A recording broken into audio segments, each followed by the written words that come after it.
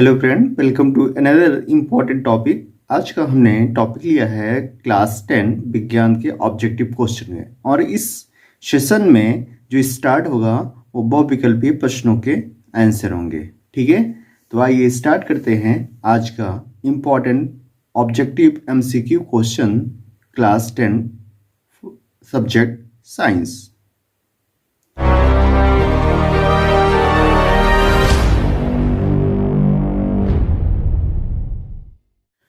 Question number 8 है। 8 कह रहा है कि Zn zinc plus H2SO4 means sulphuric acid, ये आपस में रिएक्ट कर रहे हैं और रिएक्ट होकर के क्या बना रहे हैं, ZnSO4 जिंक सल्फेट और हाइड्रोजन गैस प्रोड्यूस हो रही है।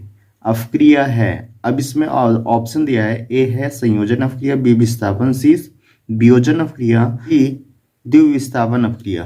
ठीक है, तो एक एक ऑप्शन हम क्या करते हैं यहाँ पे डिस्कस कर लेते हैं। संयोजन अपक्रिया को हम क्या कहते हैं? संयोजन अपक्रिया को योगात्मक अपक्रिया भी कहा जाता है। क्या कहा जाता है? योगात्मक अपक्रिया। क्लियर?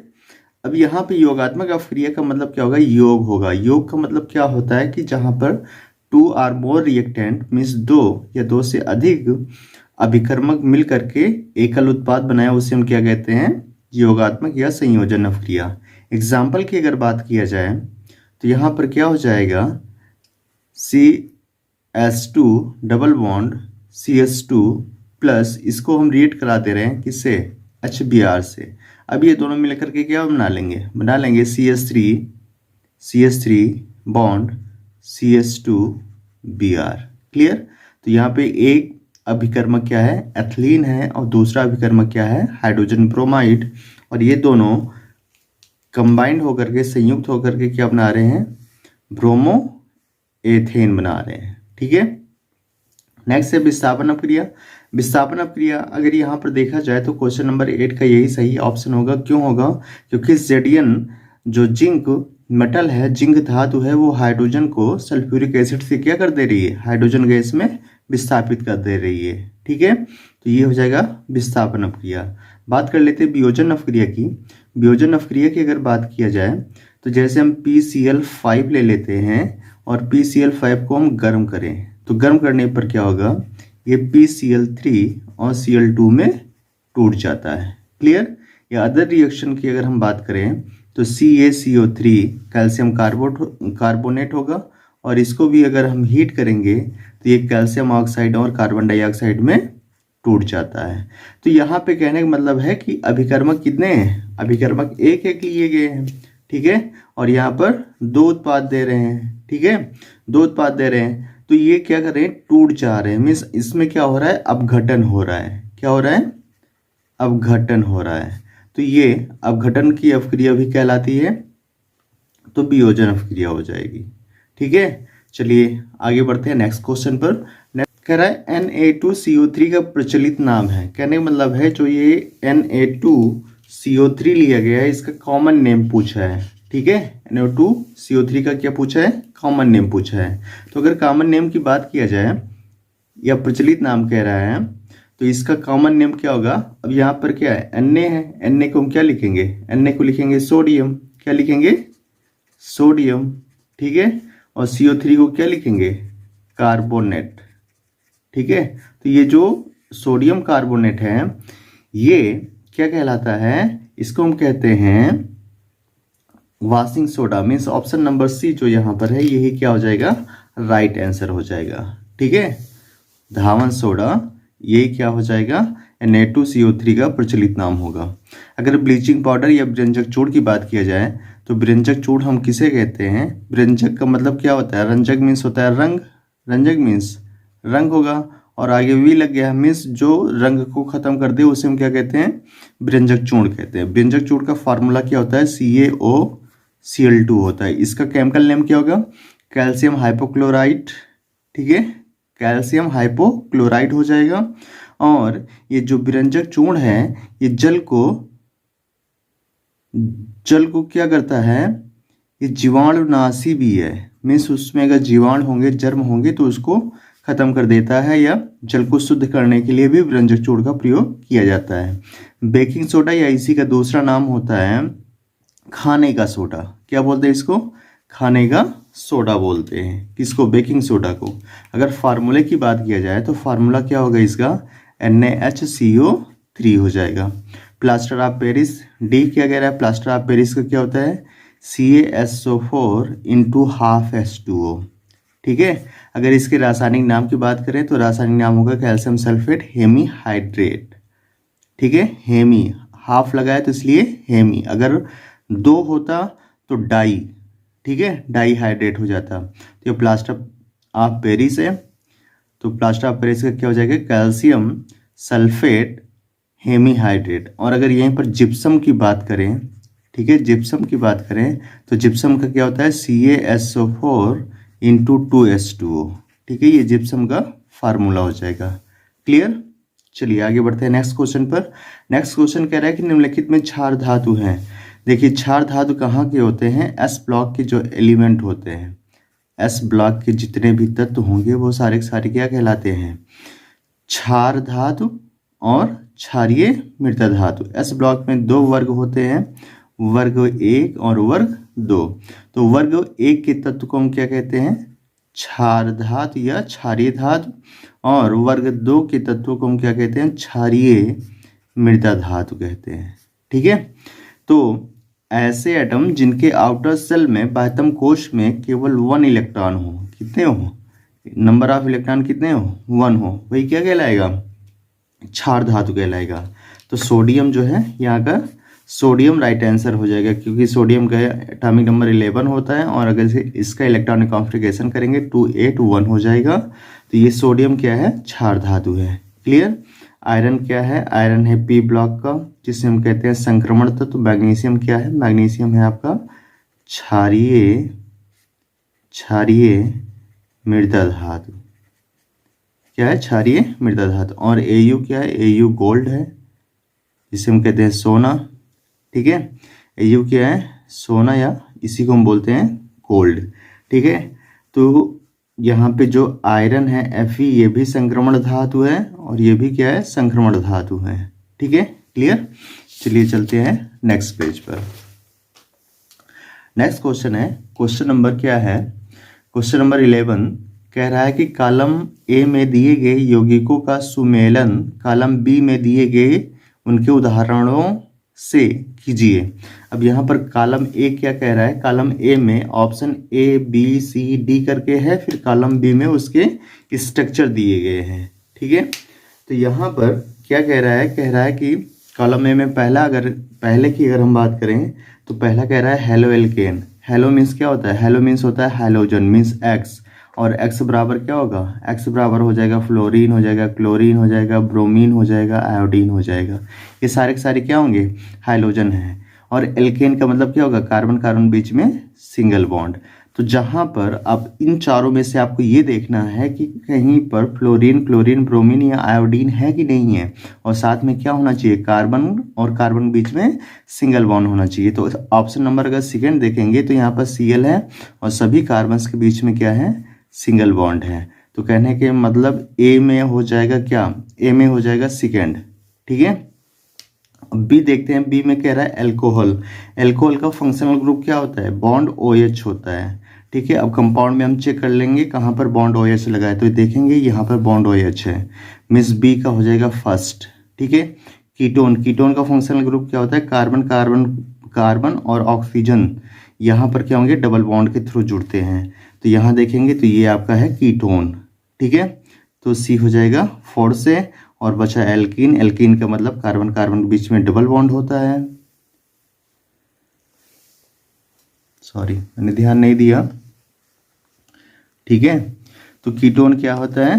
कीटोन का मतलब होता है कि कार्बन डबल बॉन्ड से ऑक्सीजन कनेक्ट हो, और यही होता है कीटोनिक ग्रुप। और यहाँ ऑप्शन नंबर 4 में देखेंगे तो कार्बन क्या है? ऑक्सीजन से जुड़ा हुआ है, मीन्स ये कीटोनिक ग्रुप। तो सी हो जाएगा 4 नंबर से। बचा एल्कीन। एल्कीन की बात करें तो कार्बन कार्बन बीच में क्या होता है? डबल बॉन्ड होता है। और यहाँ पर अगर देखेंगे तो कार्बन कार्बन बीच में डबल बॉन्ड है, मीन्स सी हो जाएगा, डी हो जाएगा 3rd नंबर से।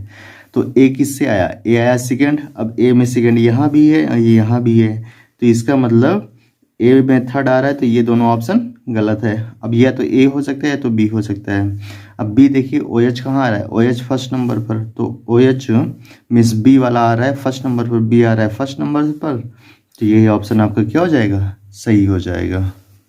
क्लियर हो गया, कौन सा ऑप्शन सही होगा, ऑप्शन नंबर फर्स्ट हो जाएगा। ठीक है, चलते हैं नेक्स्ट क्वेश्चन पर। नेक्स्ट क्वेश्चन कह रहा है कि क्षार धातुएं हैं। अभी पिछले ऑप्शन में हमने डिस्कस किया था कि जो क्षार धातुएं होती हैं उनके बाह्यतम कोश में कितने इलेक्ट्रॉन होते हैं, 1 इलेक्ट्रॉन होते हैं। ठीक है, तो यहाँ अगर हम ऑप्शन की बात करें तो ऑप्शन ए में देखेंगे बेरिलियम है, बेरिलियम का कितना होता है, बेरिलियम का होता है 4, मैग्नीशियम का कितना होता है 12, कैल्शियम का 20। तो बेरिलियम का अगर इलेक्ट्रॉनिक कॉन्फ़िगरेशन करेंगे तो इसके आउटर सेल में कितना आएगा, बाह्यतम कोश में 2 इलेक्ट्रॉन आएगा। ठीक है, इसका मतलब ऑप्शन ए क्या है, रॉन्ग है। ऑप्शन बी देखते हैं, लिथियम का होता है एटॉमिक नंबर 3 और इसका होता है 11, इसका होता है 19। 3 का अगर लिथियम का इलेक्ट्रॉनिक कॉन्फ़िगरेशन करेंगे, इसका एटॉमिक नंबर 3 होता है, तो इसका इलेक्ट्रॉनिक कॉन्फ़िगरेशन क्या होगा, 2 और 1 हो जाएगा। मीन्स आउटर सेल में कितने हैं, 1 इलेक्ट्रॉन से बाह्यतम कोश में 1 इलेक्ट्रॉन है, तो जिस भी एलिमेंट के बाह्यतम कोश में 1 इलेक्ट्रॉन होगा उसे हम क्या कहते हैं, क्षार धातु कहते हैं। Means option number B is right answer. ठीक है, बाकी ऑप्शन देखने की जरूरत नहीं है।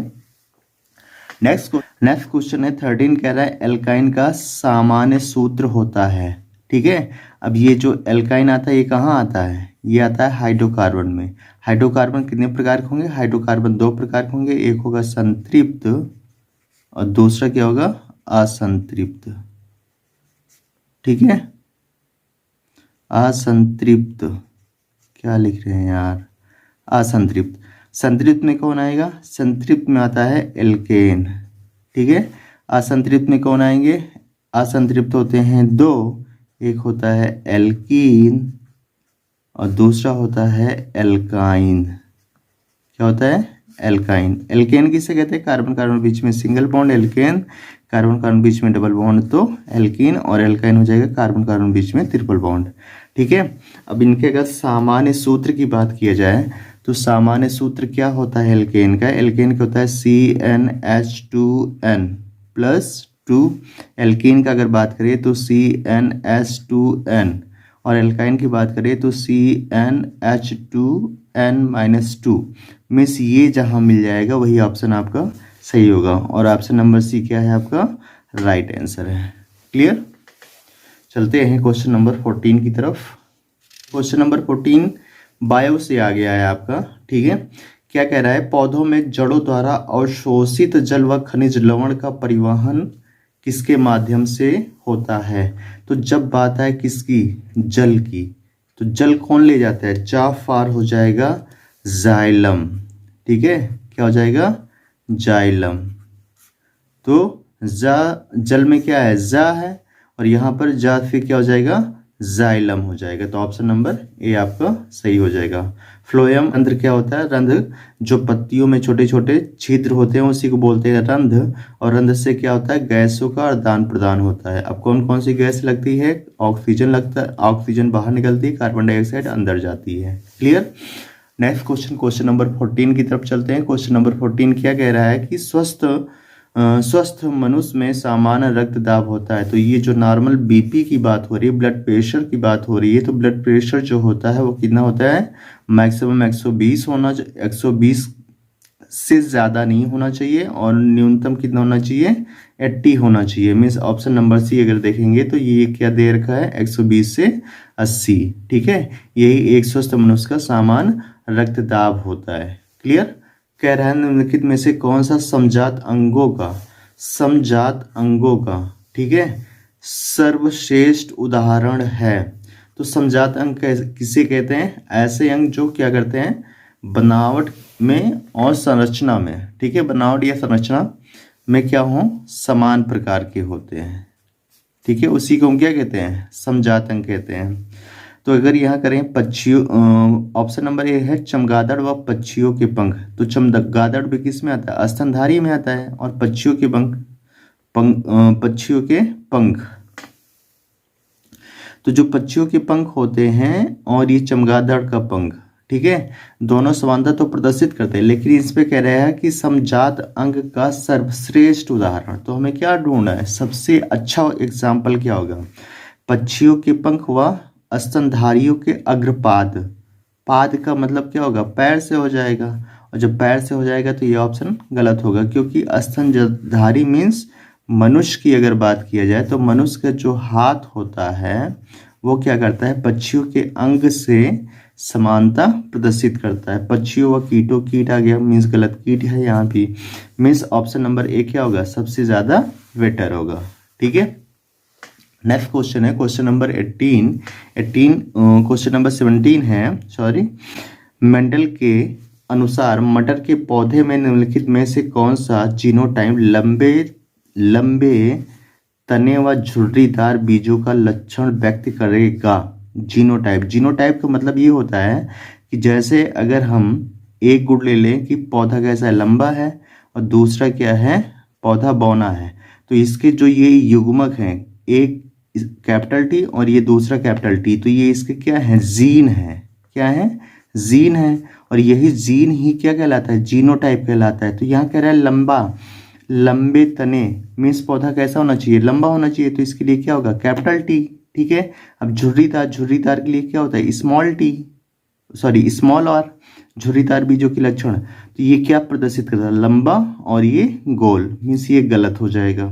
ये क्या कह रहा है, बौना और गोल, ये भी गलत। ये क्या कह रहा है, लंबा और झुर्रीदार। ठीक है, तो ये क्या होगा, option number C is right answer. Clear, ये हो जाएगा आपका जीनोटाइप। ये क्या कह रहा है, ये कह रहा है लंबा और क्या होगा, गोल होगा। ठीक है, और ये क्या कह रहा है, बौना होगा और क्या होगा, गोल होगा।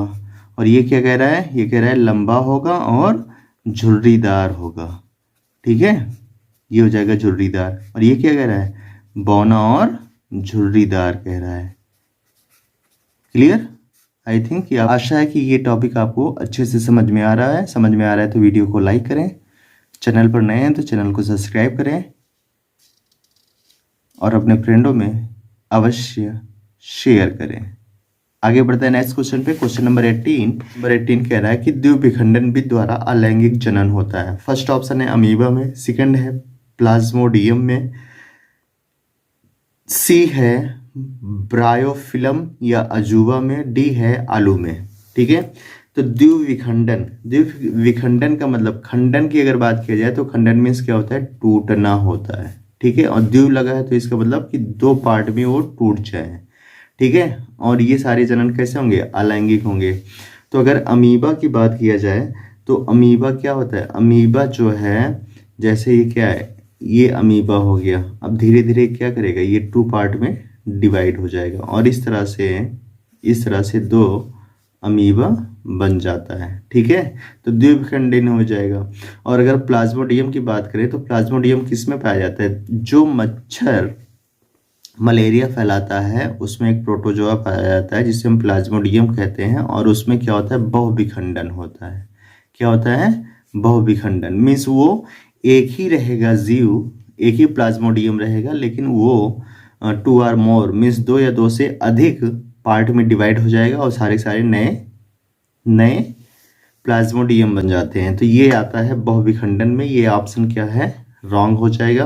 ब्रायोफिलम या अजूबे की बात करें तो अजूबे की जो पत्ती होती है, ठीक है, जो पत्तियां होती हैं उन पत्तियों से नए पौधे का विकास होता है। तो क्वेश्चन नंबर 18 में राइट आंसर क्या होगा, अमीबा हो जाएगा। ठीक है, क्वेश्चन नंबर 19 अगर देखें तो 19 कह रहा है कि किस हार्मोन्स की कमी से मधुमेह रोग हो जाता है। तो अगर हार्मोन्स की बात किया जाए तो हार्मोन्स होता है इंसुलिन। ठीक है, इंसुलिन क्या करता है, इंसुलिन ग्लूकोज रक्त में ग्लूकोज, ठीक है, ग्लूकोज के जो लेवल होता है, जो स्तर होता है, उसको क्या करता है, मेंटेन बनाए रखता है। ठीक है, गैस्ट्रिन की अगर बात की जाए तो गैस्ट्रिन क्या करता है, ये जो अमाशय में कई सारे जो है HCl, पेप्सिन, तमाम तरह के जो है जठर रस होता है, उसको क्या करता है, इंक्रीजमेंट में यूज होता है। रिलैक्सिन क्या होता है, रिलैक्सिन होता है जो गर्भवती महिलाएं होती हैं, ठीक है, उसमें ये क्या करता है, डिलीवरी के टाइम या उस समय से डिलीवरी हो और उसमें जो है प्रजनन की क्रिया, ये सारी चीज़ों के लिए होता है। एस्ट्रोजन क्या होता है, एस्ट्रोजन मादा में जनन प्रणाली को डेवलप करने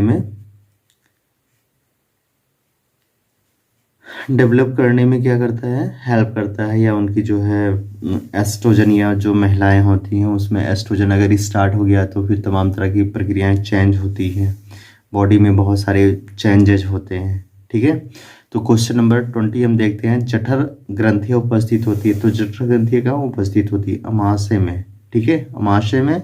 और अमाशय में जठर ग्रंथियां क्या क्या निकालती हैं, 3 चीज़ें इंपॉर्टेंट होता है, एचसीएल होता है, और क्या होता है, पेप्सिन होता है, और क्या होता है, श्लेष्मा होता है, ठीक है। तो ये अमाशय में सारा होता है, और ये तीनों कौन निकालता है, जठर ग्रंथियां निकालती हैं। क्लियर, कौन निकालता है, जठर ग्रंथियां निकालती हैं। छोटी आंत की अगर बात किया जाए तो छोटी आंत में क्या होता है, कार्बोहाइड्रेट, फैट और प्रोटीन का पाचन होता है।